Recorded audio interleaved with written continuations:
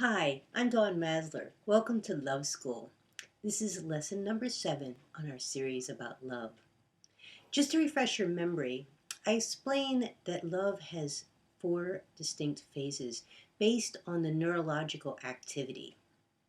Those phases are attraction, dating or courtship, falling in love, and real love. Today we're going to look at the phase called falling in love. Now, last week, when I talked to you about dating, I mentioned that anxiety goes up when you first start dating because of the risks. So today, I'll show you what I mean when I say risks. One of your biggest dangers in love is actually falling in love. Now, before you email me and say I'm crazy, hey, wait a minute, that's the main reason why I'm looking for love, let me explain. The reason why falling in love is so risky is because your perceived vulnerability drops dramatically. You feel light, happy, and with a strange certainty that you have just found the one. And although we love that feeling, this is not really love yet, and it's risky. That sensation you feel when you fall in love is a temporary state designed to help you to be more vulnerable to the other person. Actually, I sometimes refer to this as temporary insanity because of what happens inside your brain. One of the more ironic parts about it is that most people will tell you that they feel deliriously happy. It turns out that that's impossible because the serotonin, your hormone of happiness, actually plummets. It can reach the level of someone with OCD. That's obsessive compulsive disorder. In other words, you're not happy, you're obsessed. That's also why falling in love is so risky. Just imagine you fall in love, but the other person doesn't. Now you're stuck in this obsessive state. You can't sleep, you can't eat, you can't focus.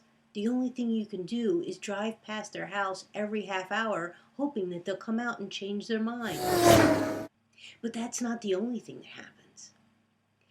Important parts of your brain actually shut down. This is the human brain. The red section is the frontal cortex. This is the thinking part of your brain. This is the pinnacle of human evolution. This is what allows you to plan, build, and become the most powerful species on the planet. But when you fall in love, it's gone. Your ventral medial prefrontal cortex, that's the part of your brain that's responsible for judgment, is deactivated. That's one of the reasons why you feel so good.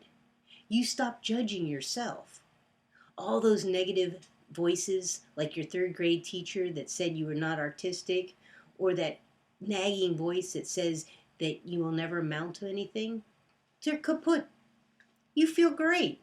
You feel good about yourself and about the other person because you can't judge them either. So all those weird traits that he has or she has, now they're cute, which is great unless some of the traits are bad. For example, he suggests you slip a few hacksaw blades into some hamburger and bring them into the prison for him. Without your ventral medial prefrontal cortex, that sounds like a reasonable request.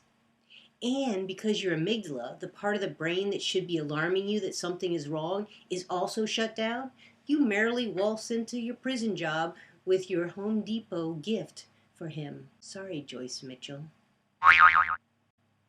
Now, I'm making a few jokes here, but the truth is, Mother Nature manipulates your brain when you fall in love. In fact, I love this quote from British neurobiologist Dr. Samir Zeki. He says, "It is not surprising that we are often surprised by the choice of partner that someone makes, asking futilely whether they have taken leave of their senses. In fact, they have." That's why love is so risky.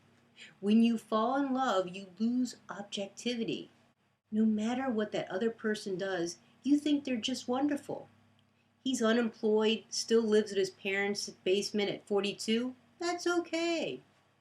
She likes to drink and has wrecked 4 cars in the last 6 months, but It's so cute.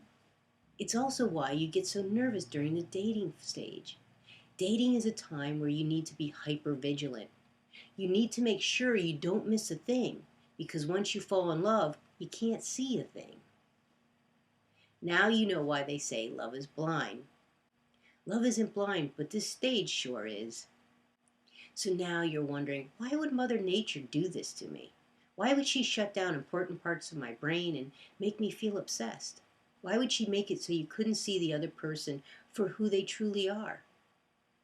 That's a great question. And I'll explain it next week when we talk about the next phase, which is real love. Please subscribe and share this video. When you subscribe and share this video, it's your way of telling me that you think this material is important and for me to keep going. So I hope you share and subscribe and come back next week for our next lesson in Love School.